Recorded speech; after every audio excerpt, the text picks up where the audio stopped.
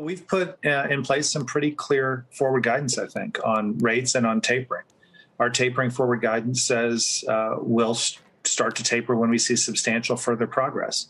If you go back to when we said that in December, core PCE price inflation was 1.4. Now it's 1.8. So you could argue that's progress. But I look at the employment to population.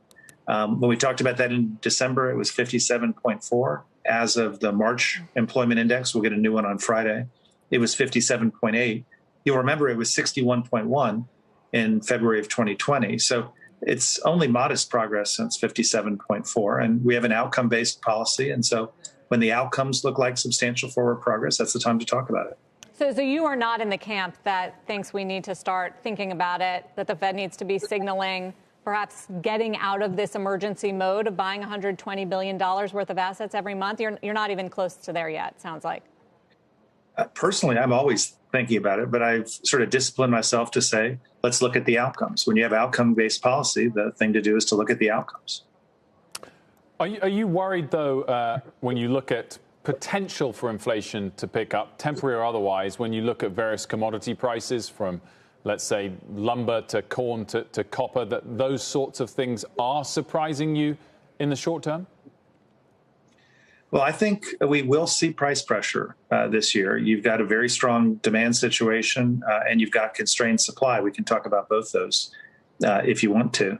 And when those things happen, you're definitely going to see price pressure. We're already seeing it on producer prices. You saw the latest index up 4.2% on the 12-month and even up 11% on the 3-month.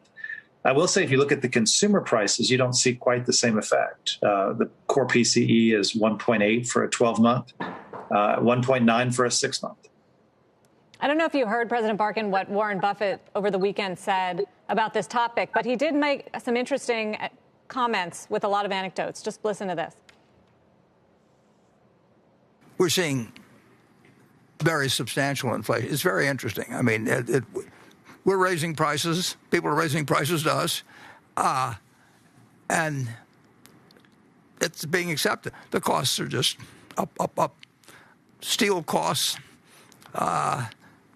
just every day, they're going up. He said substantial inflation. Why are you guys at the Fed so convinced that it's not going to be the worrisome type of sustained inflation that you'd have to fight?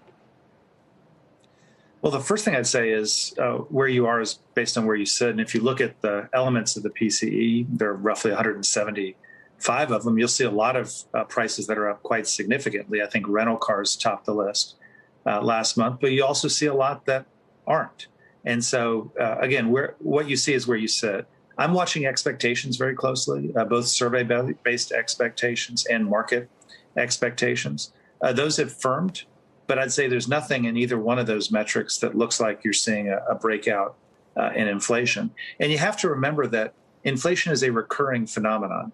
Prices go up this year, prices go up next year. And I think it's fair to argue the question of whether the combination of supply chain constraints and stimulus-driven price increases don't actually revert next year. One other factor, of course, that influences where yields on the Treasury market are is international yields. Do you think there's scope that European, Asian growth could surprise to the upside in the second half of the year, particularly if vaccination rates improve across places like the Eurozone? And with that, the U.S. Treasury market would lose one of the main anchors that it has on yields at the moment?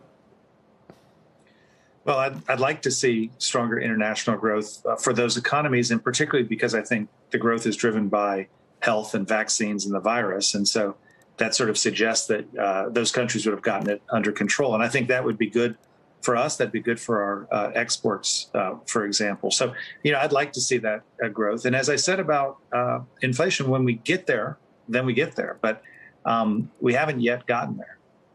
What do you look at when it comes to COVID and progress that we're seeing? We know the Fed has been very focused on COVID-19 and some of the risk with it, the surges, the variants, everything like that. So what are sort of the metrics that you are watching that you would think, okay, it seems like the worst is over and we can finally make a move on policy because of it? Well, we're going to make a move, or at least my impression is we make a move on policy when you get the employment to population in the right place, when you get inflation in the right place. And so I think the virus helps enable those, but I don't directly tie policy to virus case counts, vaccines. But I am looking hard at the vaccine rollout rate. I have to say, if I'd sat here with you 6 months ago, I think it's rolled out at a pace much faster than I might have even hoped then. And then our implicit strategy as a country, the vaccinate by age strategy, is one where we try to reverse the most serious outcomes. It's not actually a case minimization strategy. It's a serious outcome prevention strategy. And so hospitalizations and deaths are the things I'm looking at most, and I'm encouraged by those. Certainly, if you compare from Wednesday to today, from January to today, you see enormous drops in all of those outcomes. And while it's flattened of late, the numbers I'm looking at suggest that, we've got this so far under control, and I've just got my fingers crossed we don't have variant problems like some other countries have had. Shepard Smith here. Thanks for watching CNBC on YouTube.